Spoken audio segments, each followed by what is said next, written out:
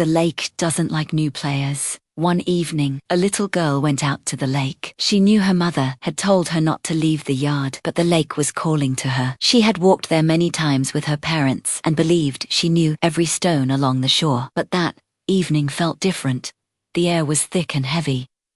The water was unnaturally dark. And the sand beneath her feet was cold, as if it had never seen the sun. Then she heard laughter, soft, ringing. Children's laughter. Somewhere very close, children were playing. She followed the sound and soon saw them, several figures running through the shallow water, tossing something to one another. They moved strangely, too fast, too smooth, as if the ground did not touch them. "Can I play with you?" the girl called out. All the children turned their heads at once, too sharply, and froze. Tensu dans lit au vinêtre. She ran closer. The game continued. She tried to catch whatever they were throwing, but each time a boy snatched it from her hands. His fingers were icy whenever they brushed her skin. She had seen that face before, pale, with a bluish tint. But she couldn't remember where the sun disappeared, beyond the horizon. And everything changed. The children stopped laughing. Slowly, without a word, they walked into the water. Step. Another step. The water reached their chests, their necks, their mouths, but they kept walking. One by one, they sank beneath the surface and never came back up. The lake became still, too still. The girl was alone.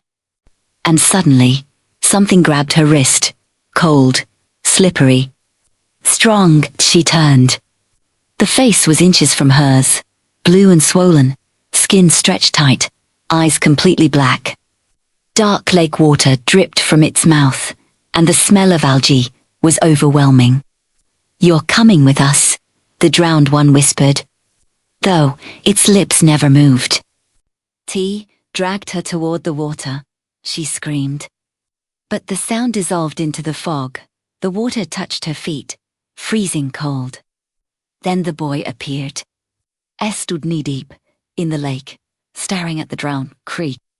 In his hand was what they had been playing with. Ituayav. Grey, swollen cheeks, long black teeth. Its jaw snapped and rattled as if trying to speak. The boy shoved the head toward the drowned figure. The creature released the girl and grabbed it with both hands. The head bit at his fingers, but he only squeezed harder. "Run," the boy whispered. And in that moment, his eyes turned completely black. The girl ran. Behind her, she heard splashing and laughter, as if many voices were laughing beneath the water. At home, she couldn't get warm. That night, she heard soft dripping, as if water were falling onto the floor beside her bed. The next morning, she told her mother about the boy.